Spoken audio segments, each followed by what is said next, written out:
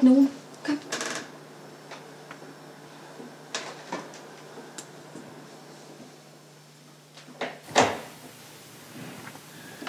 This is a story about people who don't fit in. Der er ikke nogen. Kom. Det er okay. Like myself. Kom nu. I was born in Tacoma, near Seattle. My parents were from Denmark, from Varde.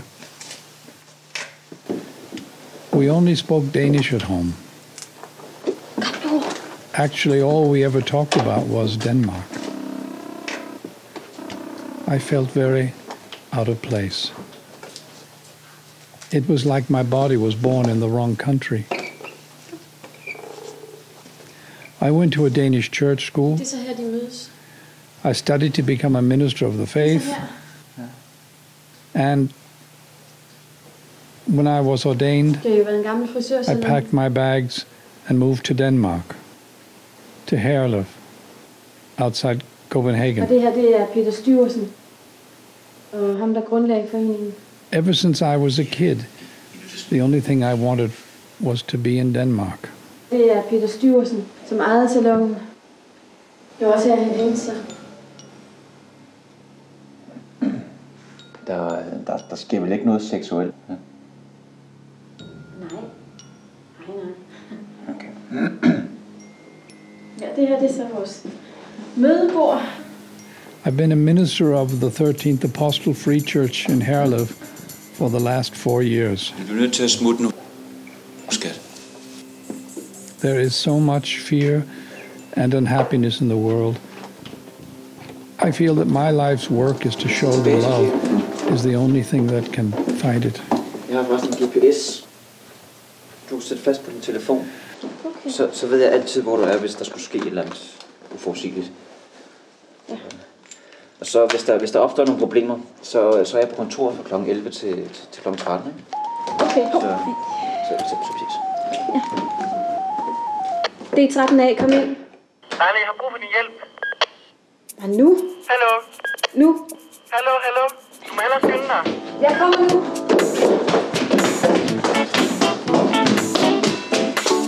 Ja, det er Rebecca.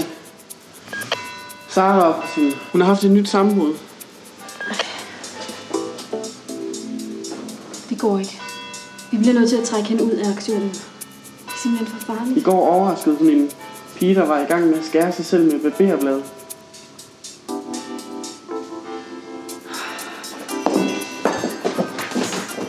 My girlfriend Lila was leading a group of young Christians who had infiltrated a suicide sect in Frederiksberg called Free Life, Free Death. They were living secretly in the attic above the sect. At night, they would go down and attend the meetings, pretending that they themselves only wanted to die. All the while they were doing their best to save souls and young lives. Rebecca, vi bliver nødt til at trække dig ud af det her nu. Nej! Hvordan vil du have, at jeg skal koncentrere mig, hvis jeg hele tiden skal bekymre mig om dig? Jeg skal nok slå sammen. Jeg var så travlt. Jeg har ikke sovet i 4 dage. Gider du ikke lave noget kaffe til hende?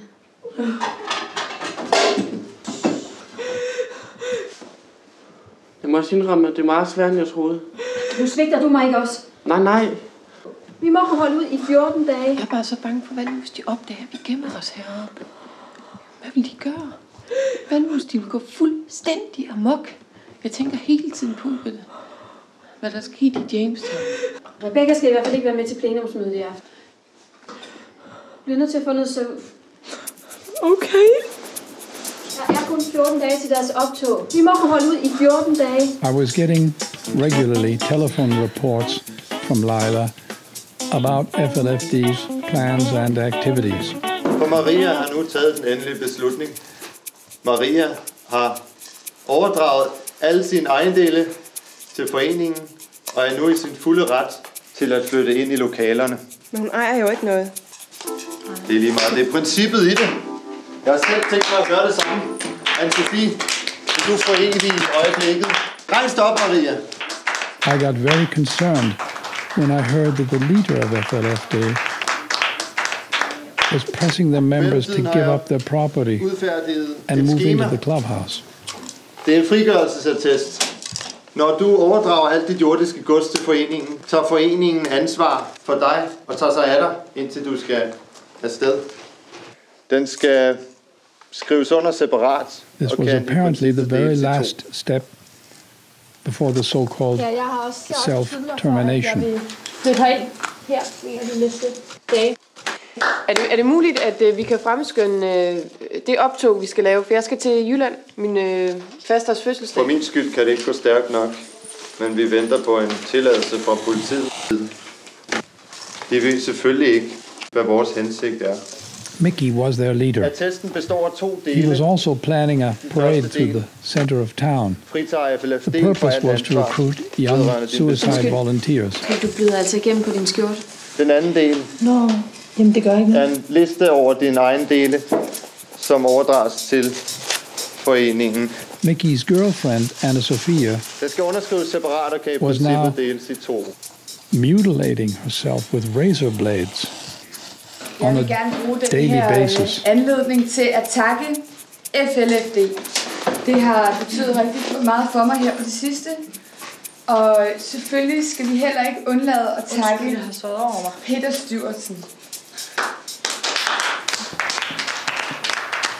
I thought things were getting very, very dangerous. I knew very soon something was going to have to be done.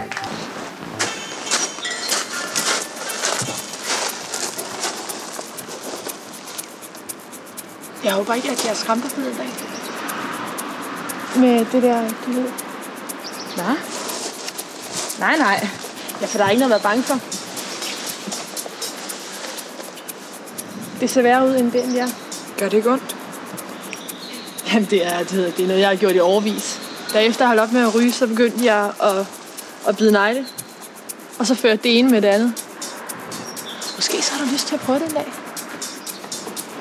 Måske. Ej, jeg ved det ikke.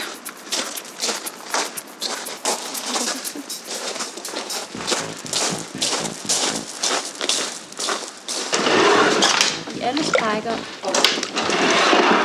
Det er en kombination af fodmassage og lovprisning af den enkeltes ydmyghed. Så du skal ned i alle sprækker og mellem tæerne.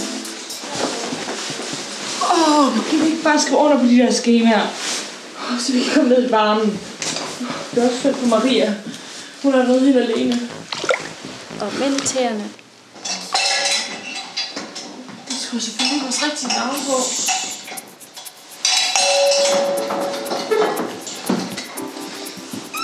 Washing each other's feet is an important ritual in our church.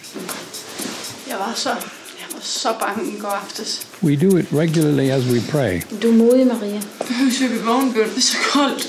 Altså, hvordan tror du, det har været at hænge på Golgata hele natten uden en træl på kroppen? Sharing bacteria is like sharing sin. It makes everybody stronger. Lad os alle bede.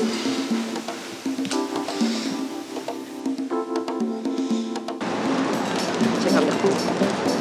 Skal du lige skaffe sådan noget? Tænk.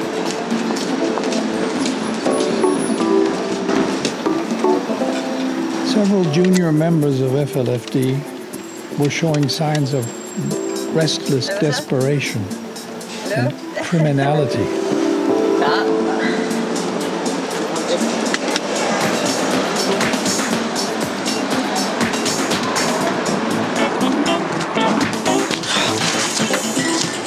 Det her med 800 fucking kroner, mand. De har lige fået SU. Apparently, when people play with the idea of dying, they get very brave and often also cold and careless and cruel.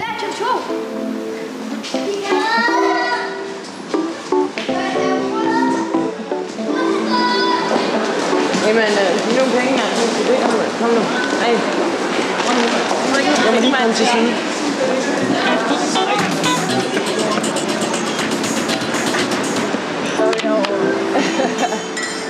Ja, du er klar.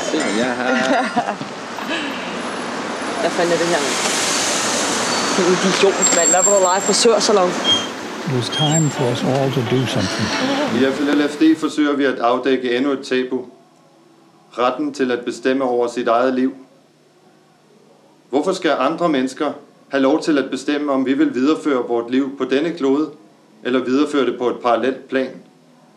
Om du tror på Gud, okkultisme, buddhisme, katolicisme, nær dødsoplevelser eller noget helt andet, er det den samme røde linje, der går igennem, når vi lukker øjnene og forlader vort jordiske legeme. Hvorfor skulle vi som individer ikke have et mål om at nå ud over lidelserne, og hvorfor skal vi skamme os over at efterstræbe evig lykke? FLFD giver dig chancen for at hjælpe dig selv og andre med at tage afsted under vores trygge rammer i samarbejde og fællesskab med åndsfæller. FLFD sætter dig fri. REPRESENTAT. After Peter Stuyvesant had hung himself, a power struggle broke out between Mickey and a woman called Serena, a former porn model. Du var Nicolas Cage, hvad? Du må gerne bruge min varevogn. Der er både madras på gulvet og... Den er fuld af rust farskab og sædepletter. Vi må have noget, folk gider at tage deres sidste rejse i. Nå, men lad os snakke om noget mere væsentligt. Altså, hvad med økonomien? Hvor mange penge har foreningen? Der er noget vigtigere, vi skal snakke om. Hvorfor får vi ikke lov til at se nogle regnskabsbøger? Jeg har modtaget en klage. Og jeg bliver nødt til at bede Serena om at forlade lokalet.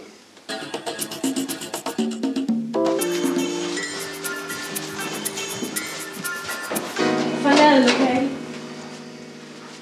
Jeg kan sgu forlade mere end det. For fanden det. But Mickey had gotten control of Stuyvesant's money, and with the help of other FLFD members, forced Serena out of power. Tak fordi I vil lytte på os. På trods af, at Serena har tilstået, at hun er HIV-smittet, så har hun valgt ind i bestyrelsen.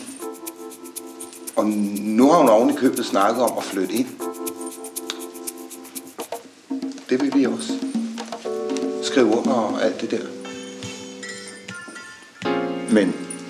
Men ikke hvis jeg sådan ufrivilligt skal dø af AIDS. Du bliver jo kun smittet, hvis det er, du har kønslig omgang eller blander blod. Ja, præcis. Hun kunne have menstruation, og så skal jeg ud og sidde på toilettet bagefter. Og tænk på din kæreste og alle hendes snitsår. Nå, men Serena, hun har været inde som finansformand, så vi må derfor tage det op på planlægningsmødet. Ja.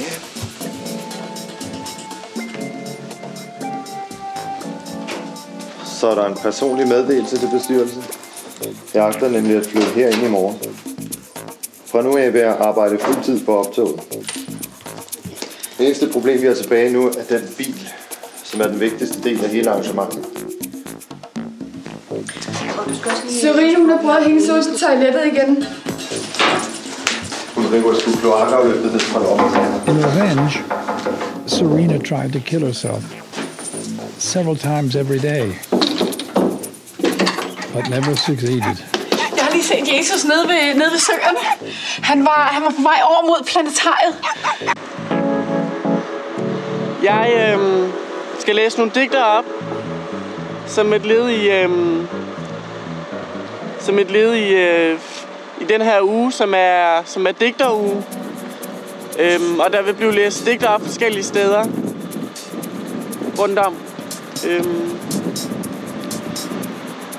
Og jeg vil gerne starte med et digt fra min anden digtsamling, der hedder Anden tid, andet sted. Og digtet hedder Amok. Bil går amok og hyler ud af landevejen. Det er normalt for biler.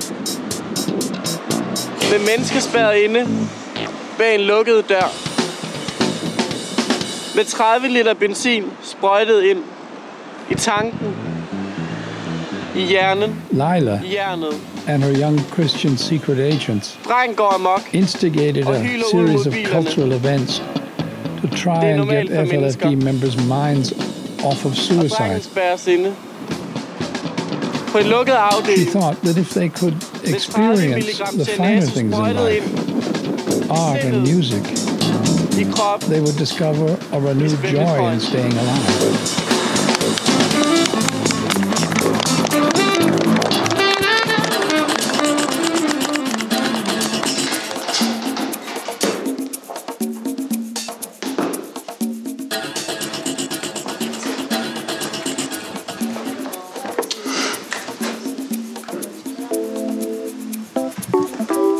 The more Lila tried to save other souls and their lives, the greater was the danger of herself and her group being infected by Mickey's gang and their will to darkness.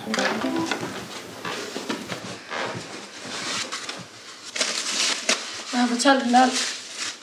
Hun er på vores side nu.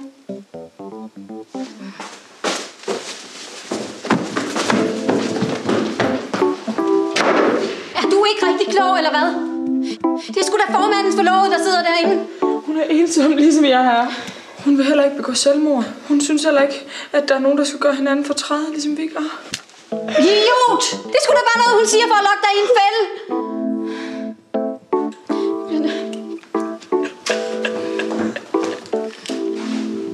Leila kalder Sara. Leila kalder Sara. Mayday. Mayday. Sara, du bliver nødt til at komme. Vi bliver nødt til at komme væk nu. Hurtigt. Hold tak. Alt er ødelagt. De her mennesker, de har ikke nogen respekt for døden. Alles liv er i fare nu. Jeg har omvendt den. Jeg har omvendt den. Hun er en af os nu. Vi er nødt til at komme afsted nu. Rebecca, hun har siddet derinde og sladret. Things turned so dangerous that I was on the verge of calling off the whole operation. Hvorfor er du heroppe? Ja, Rebecca, hun viste mig hop. Hvor meget ved du? Jeg ved alt. Jeg ved, hvem I er, og hvad I vil. Og jeg vil gerne lige sige, at I behøver ikke at være bange, fordi jeg siger ikke noget til de andre. Du vil også begå selvmord. Det vil jeg ikke. Det vil du ikke? Nej.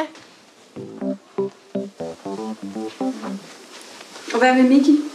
Jeg synes ikke, han er lige så rolig, som du er. Nå, Mickey, han gør ikke noget. Han er faktisk rigtig sød, når man sådan først lærer ham at kende. I skal bare lige ind på ham, og så finder I ud af, hvem han er.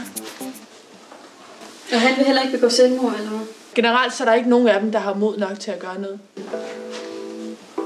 Det er vi altså nødt til at undersøge. Og du bliver nødt til at blive heroppe imens, fordi vi kan ikke have dig rendende og sladre til de andre, mens vi undersøger, om du taler sandt. Hvor lang tid vil jeg skal blive her? Bind hende. Det er okay, vi binder dig, ikke? Jeg skal nok komme hver dag og give dig mad. Lad os se, hvordan du har det. Om den strammer min... Bare lige her. Kan du bare løsne? Bare lige her. Bare lige lidt. Så trækker vi vist til en fælles spønd.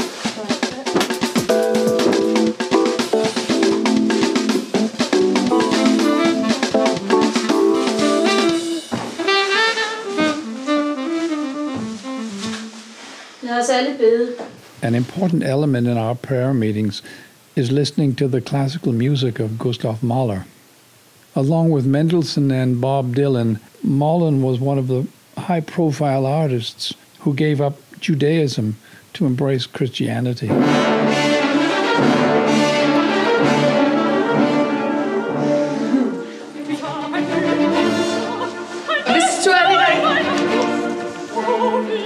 Paul?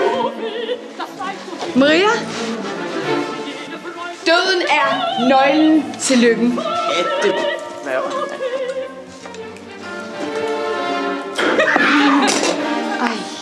Serena har bedt om at trække sig ud af bestyrelsen. Og jeg vil foreslå, at Anne-Sophie træder ind i stedet som næstformand. Fint. Jeg går frivilligt. Det kan godt være, at jeg skal dø før jer andre. Men jeg har i det mindste betydet noget for nogen. Jeg har givet glæde til nogen. Jeg har opnået alt det, I går længes efter. Jeg behøver slet ikke at være som jer. I hvert fald ikke så længe jeg kan stå. I had many sleepless nights during that period. Hun har indspillet 3 pornofilm i USA, jeg tror, hun er Marilyn Monroe. Jeg har også et punkt nu, hvor Sorine er. Some of the members were so desperate Som jeg ved, så har jeg et dårligt hjerte. that they started to buy up female genitals that they could inseminate endnu ikke været i stand til at in order to have a child that could live on after them. Så jeg har bare et ønske og spørgsmål. Det er, om der må være nogen her i forsamlingen, der vil være villige til at udlåne sin livmoder til os i de næste 9 måneder. Fuld diskretion selvfølgelig, og fuld kompensation.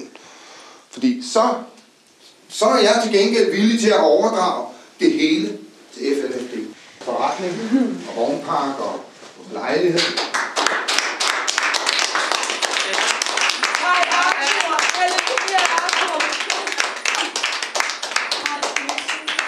Og på lørdag viser jeg min yndlingsfilm, Wild at Heart af David Lynch. Eller måske Vampyr af T.H. Dreyer. Det skifter. Nogle gange kan jeg bedst lide den ene, nogle gange kan jeg bedst lide den anden. Alle er velkomne. Jeg var jo vægtløfter. Ja. Jeg vandt faktisk sølvmedalje i OL. Mine forældre havde et meget praktisk forhold til hinanden. Men alligevel havde de det godt. Og jeg mener, mand og kvinde imellem, er det så ikke det, der er vigtigst? Jeg mener, at opdrage nogle børn og få det til at fungere. Jo, det er en stor del af det i hvert fald. Altså skulle vi tale om Eva som mit forhold, så minder hun mig faktisk meget om min mor. Både i ansigtet og med hendes kraftige understel. Jeg tænker, hun må være ideel til at føde børn, og det er noget, der ligger mig meget på sinde, fordi jeg har en hjertefejl. Ja. Og jeg kan dø når som helst. Okay. Og en dag så overhørte jeg en samtale, ikke? Imellem hende og en kvindelig ekspedient. Hvor hun snakkede om en abort, hun havde fået engang. Okay. Og jeg har ikke rigtig vidst, hvor jeg skulle gøre mig selv lige siden, fordi var det mit barn, hun fik fjernet, og har hun været mig utro? Altså. Ja, men det kan jeg da godt forstå, du tænker. Altså, problemet er, at jeg er ikke længere seksuelt tiltrukket af Eva. Så hun er alt for eftergivende og passiv. Jeg mener jo, at kvinder skal være lidt ligesom vægtløftning. De skal give en noget modstand.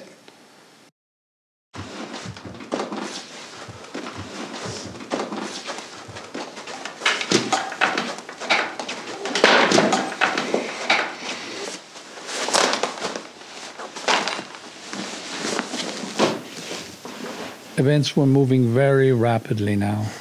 Nå, de kristne, de skal sove derhen.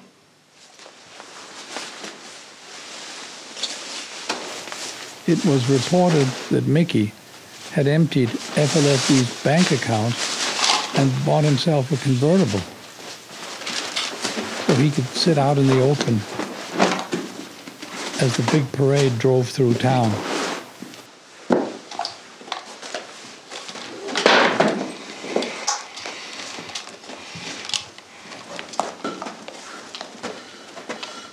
He also moved into the clubhouse. Apparently, his final act of total domination before he devil-spent destroyed himself and everyone around him.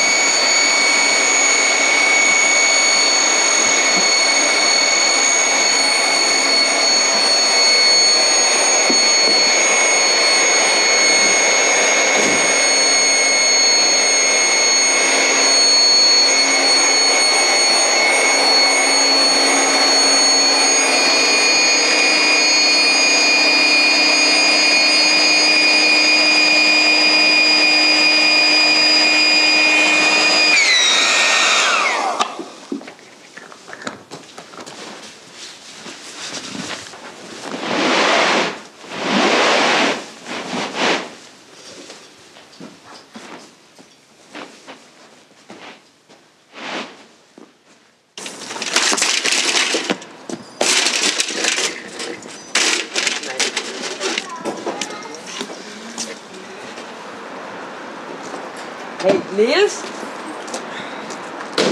Kom her.